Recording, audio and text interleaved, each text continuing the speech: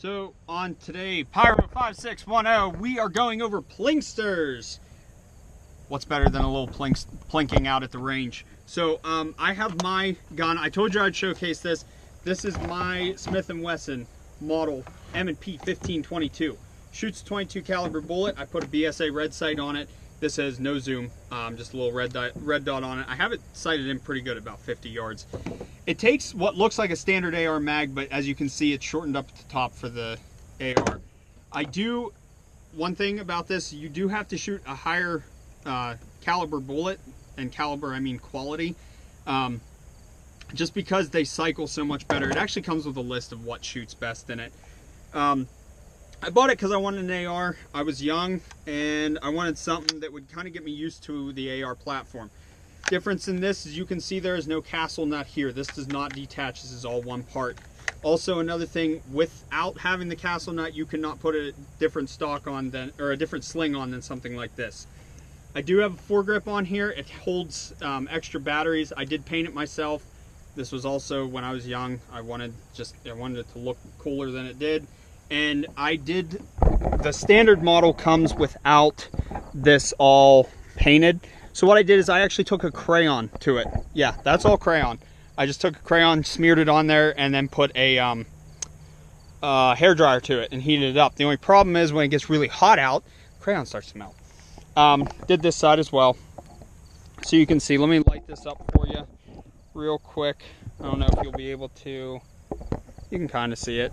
It's in there. But it's one of my favorite plinksters, so now we'll be going over Tyler's plinkster. I'll be shooting the Kel-tec Sub 2000. If you guys haven't seen these kind of guns yet, they're actually really cool, and they're going for around about 300 bucks, so they're definitely a very good gun. Cheap, reliable.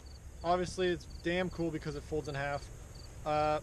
Honestly, everything on here is stock, except for I have an angled grip up on the front. And this is the 9mm Beretta magazine. That's it. I swear you can't find good help these days. Alright, so as you can see, it takes what looks like a standard AR-22 mag, or AR-15 mag, but it does not. It's shortened up there. And one nice thing about it is it takes 30 rounds, but in order to load all those up, you can pull down that and release the tension. So it has a bolt release. I mean, like I said, the reason I bought it is so I could get used to the AR platform.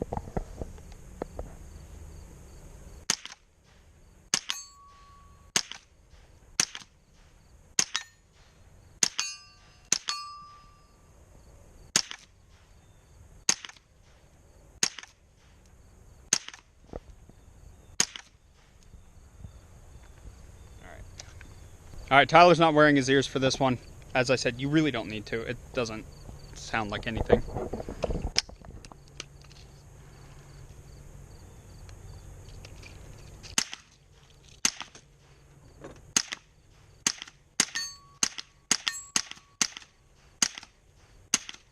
You're empty. Impressions?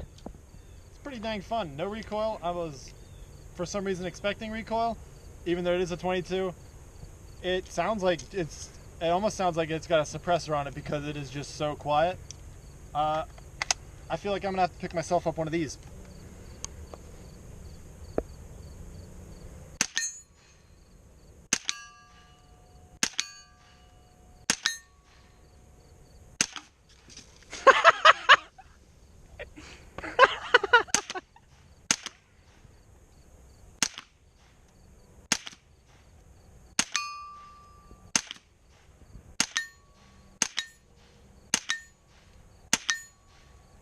See why I use Diet Cola.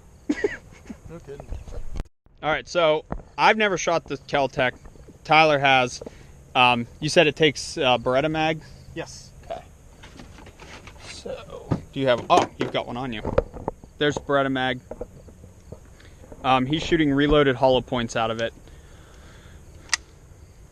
So we're not sure how it's going to cycle because of the reloaded, so just bear with us. I'll probably just cut out if it does jam. If you haven't seen how these things load, I know I was extremely confused when I first picked it up. I barely looked into the gun before I bought it, so I'm like looking around like, where the hell's the charging handle? And the guy actually had to explain to me, it's this thing down here. So now it's ready to shoot. And I'll go ahead and shoot for you.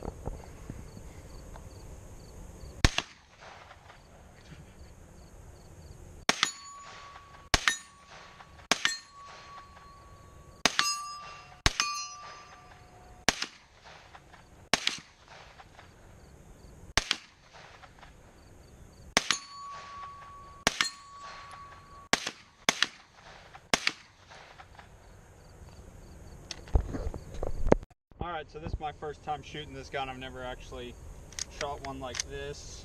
So let's see how we do.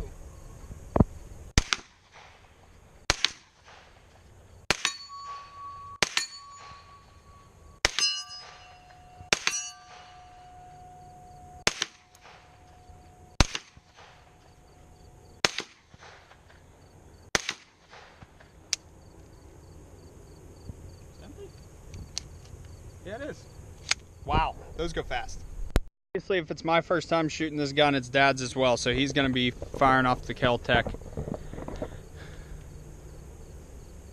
Just pull straight. It's kind of a heavy bolt. Oh, I see. Oh yeah, it's pretty heavy to pull. Oh, cool.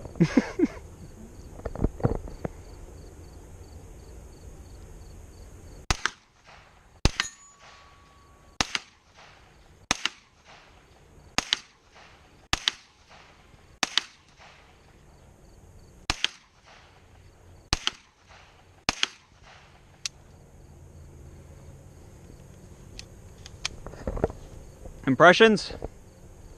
I like it. That is a fun gun.